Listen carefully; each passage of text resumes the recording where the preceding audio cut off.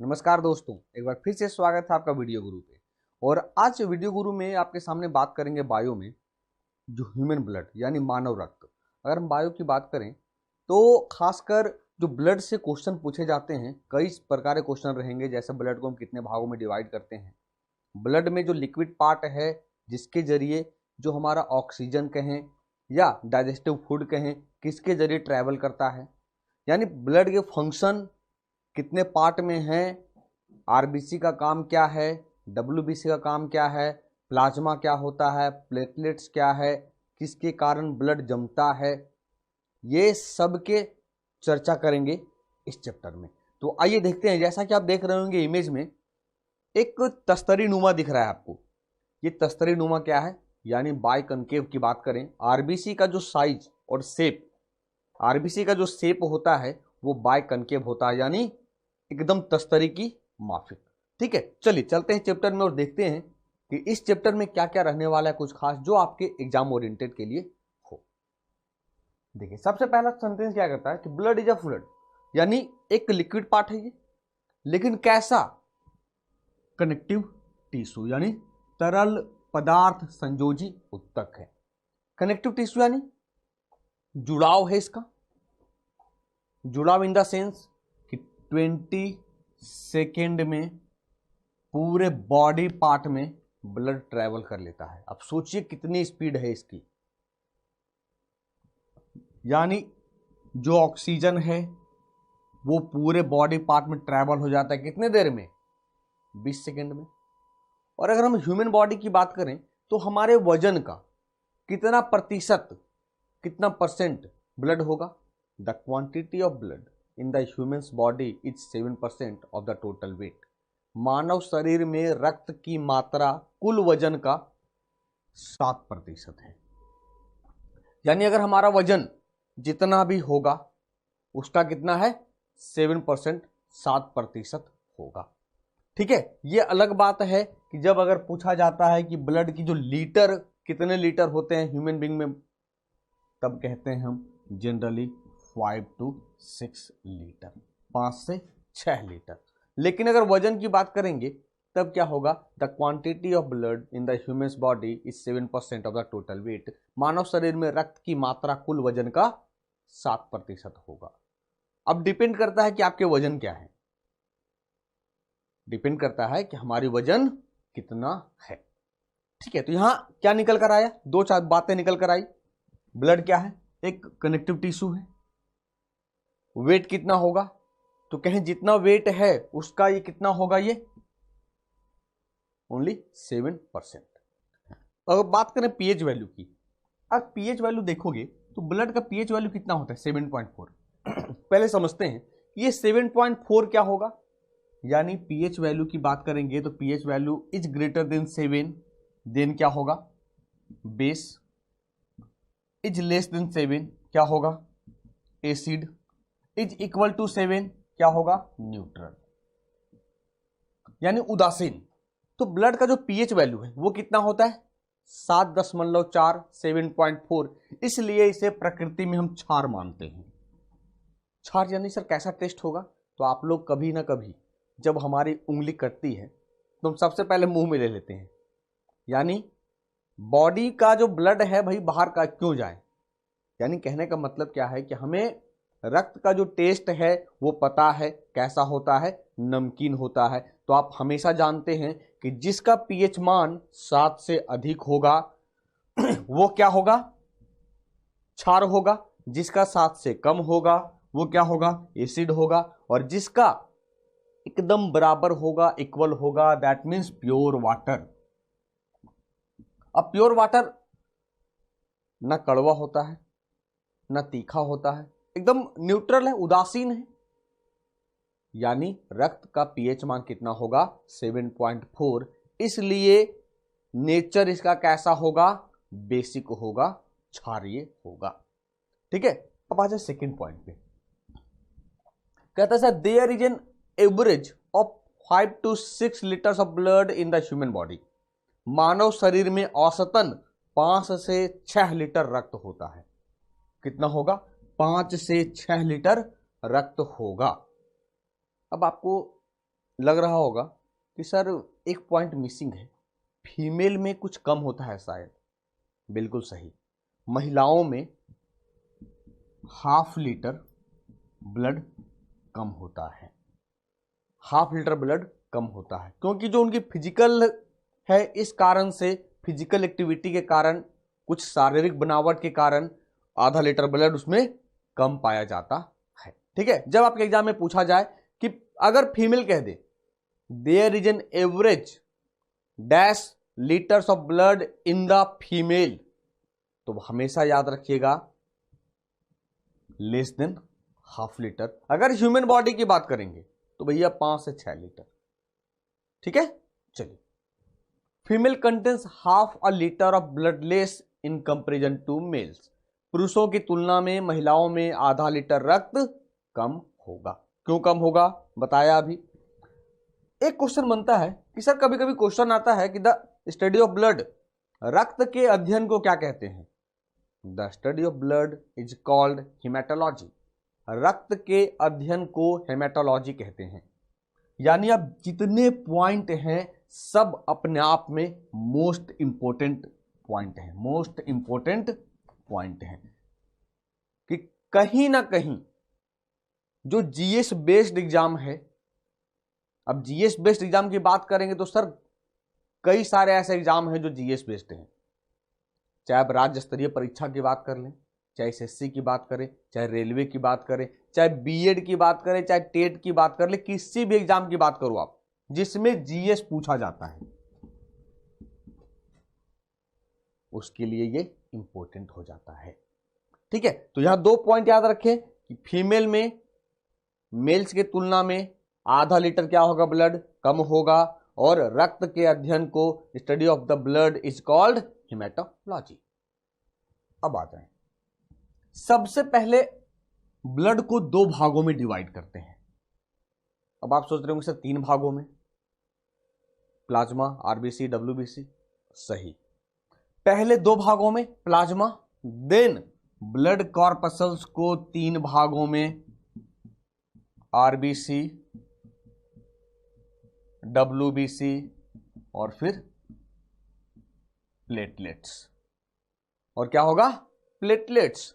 यानी सबसे पहले ब्लड कंसिस्ट ऑफ 2 पार्ट्स, रक्त के 2 भाग होते हैं, प्लाज्मा, ब्लड कॉर्पसल्स, और फिर ब्लड कॉर्पसल्स को 3 भागों में डिवाइड करेंगे। अब एक क्वेश्चन आता है सर इसमें से लिक्विड पार्ट कौन सा होगा? क्या प्लाज्मा होता है, आरबीसी होगा, डब्ल्यूबीसी होगा, प्लेटलेट्स होगा? Plasma is the liquid part of the human blood. मानव रक्त में प्लाज्मा क्या होगा, द्रव अवस्था में, तरल अवस्था में होगा, और इसी के जरिए जो भी पूरे बॉडी पार्ट में ट्रैवल करेगा। आप मेडिसिन खाते हो, घुल के पूरा बॉडी में चला जाता है, इंजेक्ट करते हैं हम, इंजेक्शन लेते हैं, सलाइन होता है, किसके जरिए? इसी के जरिए पूरे बॉडी पार्ट में ट्रैवल होता है।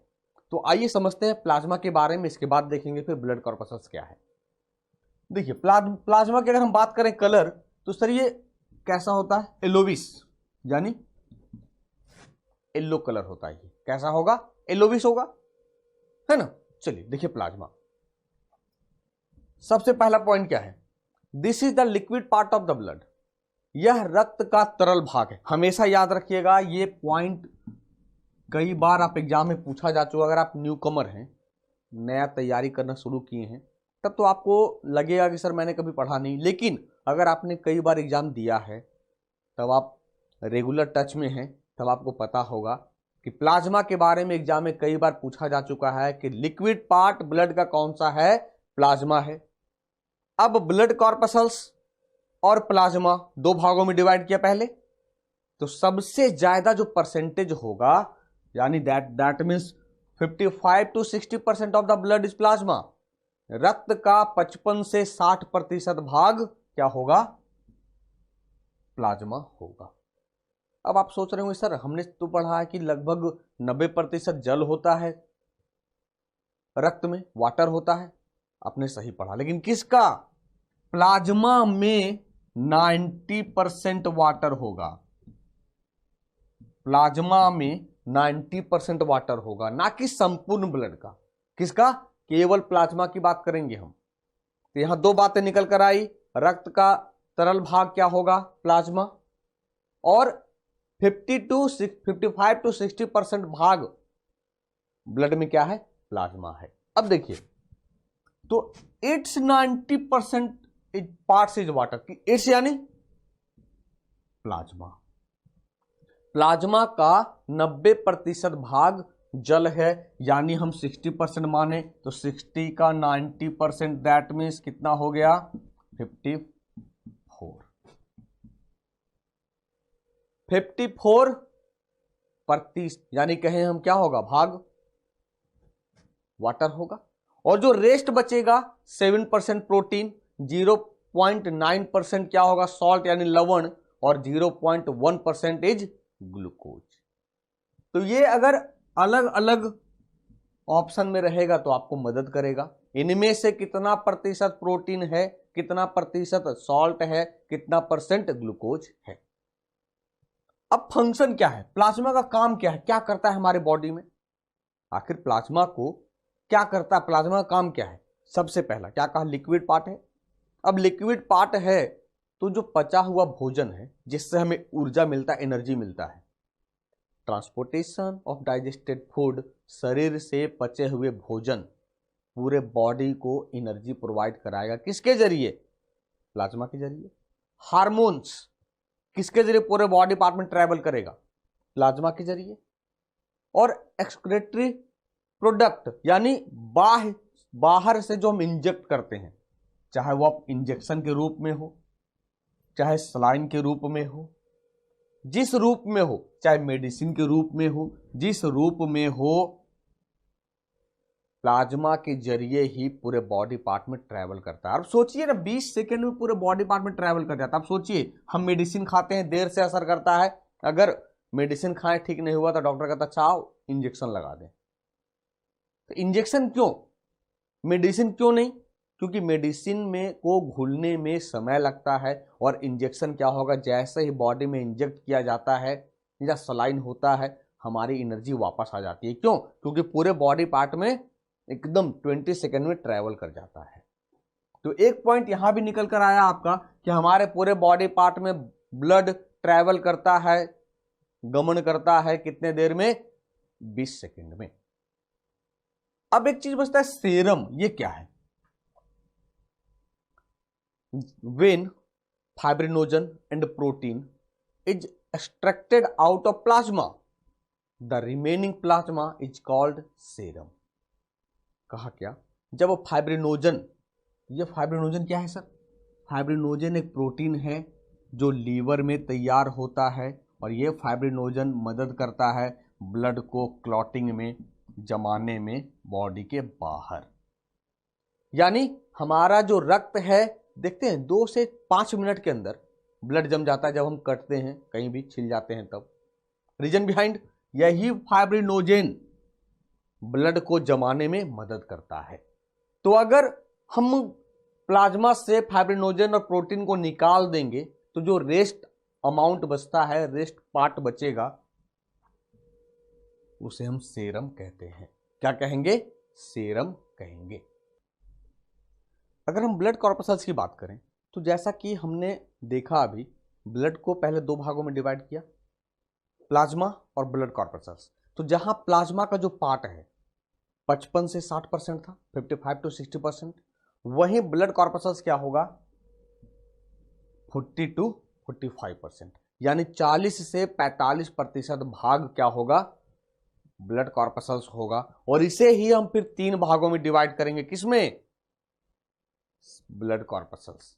यानी सबसे पहले ब्लड कॉर्पसल्स, फिर देखेंगे आरबीसी, और फिर प्लेटलेट्स। तो ब्लड कॉर्पसल्स देखते हैं 3 चीजें यहां, ये डब्ल्यूबीसी, ये रेड कलर जो दिख रही तस्तरी की माफिक, ये आरबीसी, और जो ये दिख रही है येलो येलो कलर, ये क्या हो गया, ये प्लेटलेट्स हो गया। यानी येलो और व्हाइट कलर जो मिक्स है ना, छोटे छोटे छोटे छोटे पार्ट होते हैं, वो प्लेटलेट्स होते हैं। ठीक है, जाके बात आ रही बात समझ में। तो सबसे पहले बात करें, देखिए, it is divided into 3 parts, इसे 3 भागों में बांटा गया है, आरबीसी, डब्ल्यूबीसी और ब्लड प्लेटलेट्स। अब देखिएगा यहां पे 2 टर्म यूज किया गया है। आरबीसी को अगर हम साइंटिफिक नेम कहें एरिथ्रोसाइट्स, क्वेश्चन आता है आरबीसी को किस नाम से जाना जाता है, erythrocytes. WBC is known as leucocytes, blood platelets रक्त बिंबाणु इज नॉन एज थ्रोम्बोसाइट। तो अगर हिंदी वाले होंगे लाल रक्त कणिकाएं, श्वेत रक्त कणिकाएं और रक्त बिंबाणु। अरे बात समझ में, दोनों चीज याद रखनी होंगी आपको। आरबीसी को एरिथ्रोसाइट्स, डब्ल्यूबीसी को ल्यूकोसाइट्स और प्लेटलेट्स को थ्रोम्बोसाइट। अब हम बात करें आरबीसी की। देखिए आरबीसी क्या है, रेड ब्लड कॉर्पसल्स और एरिथ्रोसाइट्स। लाल रक्त कणिकाएं RBC of a mammal is biconcave. एक स्तनपायी की लाल रक्त कणिकाएं उभयावतल होगी। उभयावतल यानी एकदम तस्तरी की माफिक जो दिख रहा था, एकदम कनस्तर निकला हुआ। सबसे बड़ी चीज जो इंपॉर्टेंट है, there is no nucleus in it, इसमें कोई केंद्रक नहीं होता है, कोई सेंटर नहीं है, कोई केंद्रक इसमें नहीं है। अगर इसकी शेप पूछा जाए तो कैसा होगा, बाइकनकेव। इसमें कोई न्यूक्लियस नहीं है, केंद्रक नहीं है, एक्सेप्शनल कैमेल। ऊंट के आरबीसी में न्यूक्लियस पाया जाता है। ठीक है, ये देखिए, या देख रहे होंगे आरबीसी कैसा निकल रहा है, एकदम तस्तरी की माफिक, जो जैसे ही निकल कर आ रहा है ना, ये देखिए कैसा बायोकनकेव है, देखिए कैसा बन जा रहा है। यानी याद रहे कि आरबीसी का जो शेप है वो बायोकनकेव है, कैसा है, उभयावतल है। ठीक है, आगे देखिए एक क्वेश्चन आता है, सर आरबीसी बनता कहां है। RBC is formed in bone marrow. RBC का निर्माण अस्थि मज्जा में होता है। कहां होगा, आरबीसी का निर्माण बोन मैरो में होगा। हमेशा याद रखिएगा आरबीसी का निर्माण कहां होगा, बोन मैरो में होगा। इसका जो जीवन काल है, its life span is from 20 days to 120 days. आप सुने होंगे कहीं कि सर जो हम एक साल में या कहें हम 12 महीने में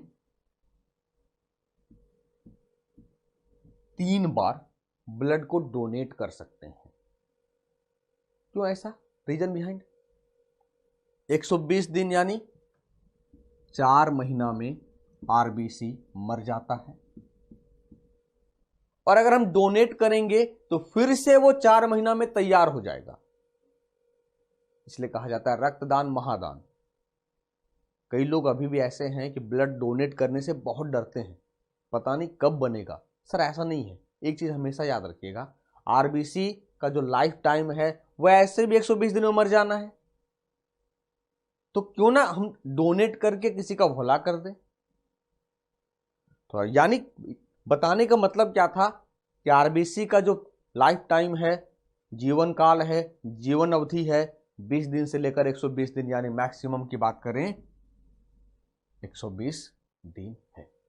ठीक है, अरे बस समझ में। चलिए अब ये जन्मता तो है, बोन मैरो में बनता है, लेकिन मरता कहां है। एक चीज समझिएगा, its destruction takes place in liver and spleen.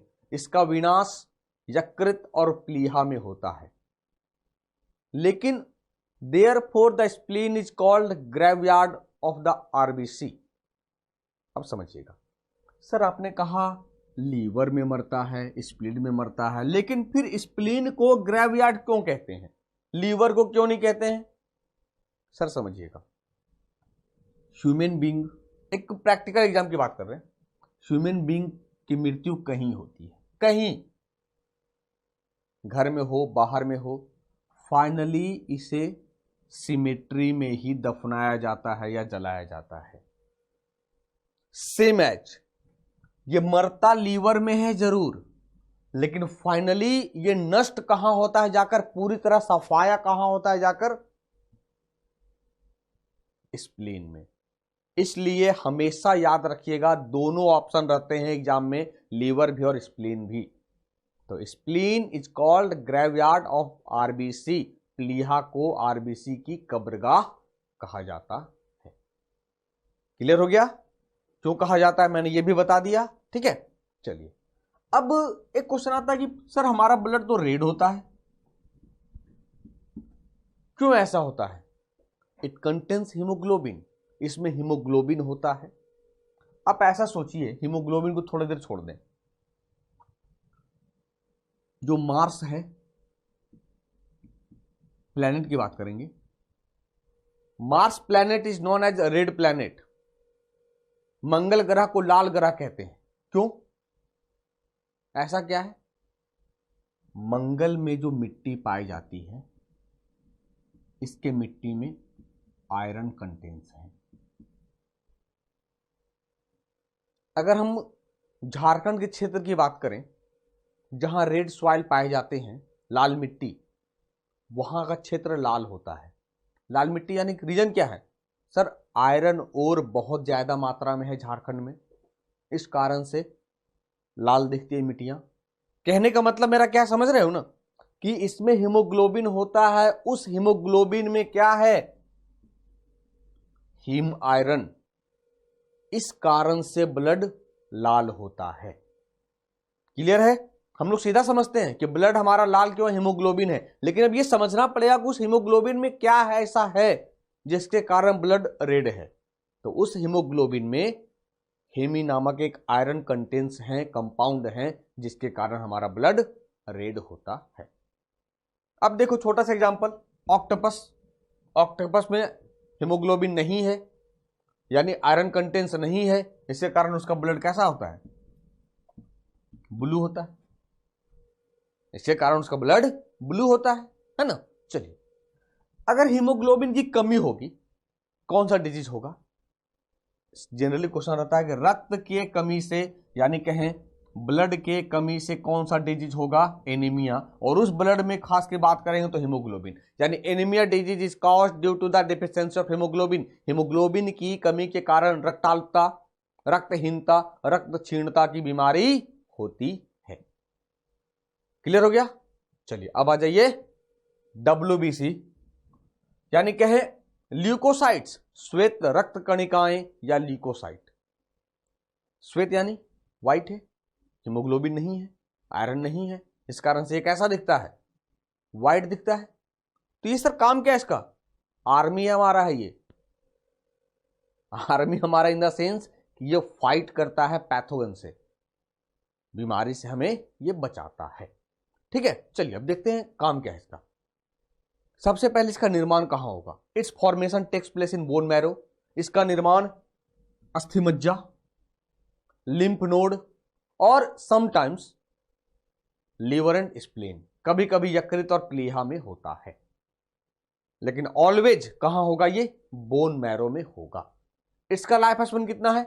Only 13 से 20 दिन। इसका जीवन काल 13 से 20 दिन होता है। मेनली इसका काम क्या है? फाइटर, यानी बीमारी से ये लड़ता है और हमें सुरक्षित रखता है। ठीक है, देखिए its main function is to protect the body from the disease. इसका मुख्य कार्य शरीर को रोग से रक्षा करना है, बचाना है। Therefore WBC is called bodyguard of the body. Bodyguard कहें, आर्मी कहें, पुलिसमैन कहें, फाइटर कहें, यानी ये कहने का मतलब क्या है? कभी ये पूछता है सेटर, कभी ये पूछता है, कभी ये पूछता है, मतलब तो यही है सर। फाइटर यानी लड़ेगा, आर्मी यानी हिफाजत करेगा, पुलिसमैन यानी ये भी तो हिफाजत करता है, बॉडीगार्ड का भी काम क्या है? ये भी तो हिफाजत करता है। ठीक है, अरे बात समझ में? यानी डिफरेंट डिफरेंट तरह के पूछे जाते हैं। एक क्वेश्चन आता है RBC रेशियो WBC। RBC और WBC का रेशियो कितना होता है बॉडी में? तो जहां RBC का रेशियो 600 होता है, वहीं WBC का रेशियो 1 होता है। ठीक है, चलिए अब आ जाइए प्लेटलेट्स। रक्त बिंबाणु यानी थ्रोम्बोसाइट्स, ल्यूकोसाइट्स, थ्रोम्बोसाइट्स, याद रखिएगा, ल्यूकोसाइट्स WBC, थ्रोम्बोसाइट्स क्या होगा? प्लेटलेट्स। रक्त बिंबाणु या थ्रोम्बोसाइट्स, थ्रोम्बिन है प्रोटीन, थ्रोम्बोसाइट्स काम क्या है इसका? रक्त का थक्का जमना। देखिए आगे, it is found only in the blood of human and other mammals. यह केवल मानव और अन्य स्तनधारियों के रक्त में पाया जाता है, यानी प्राणियों में भी पाया जाएगा तो केवल किसमें? जो मैमल्स हैं उनमें। बनता कहां है? Its formation takes place in the bone marrow. इसका निर्माण अस्थि मज्जा में ही होता है। इसका भी निर्माण कहां होगा? अस्थि मज्जा में होगा। ठीक है। एक चीज, डेंगू जब हो जाता है, इस डेंगू नामक बीमारी में प्लेटलेट्स रिड्यूस कर जाते हैं, प्लेटलेट्स घटता है। एक क्वेश्चन आता है कि किस बीमारी में हमारे प्लेटलेट्स में कमी आती है? डेंगू नामक बीमारी में प्लेटलेट्स में कमी आती है। लाइफ स्पैन क्या होगा इसका? इसका जीवन काल कितना होगा? It's life span is from 8 to 9 days। इसका जीवन काल 8 से 9 दिनों का होगा। Its main function is to help in the clotting of blood. इसका मुख्य कार्य रक्त के थक्के बनाने में मदद करना है। तो फाइब्रिनोजन प्रोटीन प्लस विटामिन के दोनों के मदद से प्लेटलेट्स रक्त का थक्का बनाता है। ठीक है, अरे बात समझ में? चलिए, तो ये आज हमने देखा ब्लड, कि ब्लड से कैसे कैसे क्वेश्चन निकल कर आते हैं, कैसे कैसे क्वेश्चन बनते हैं। उम्मीद करते हैं कि इस लेक्चर के जरिए आपका कॉन्सेप्ट भी क्लियर हुआ होगा और आने वाले समय में एग्जाम में फायदा भी करेगा। चलिए मिलेंगे नेक्स्ट लेक्चर में, तब तक के लिए धन्यवाद।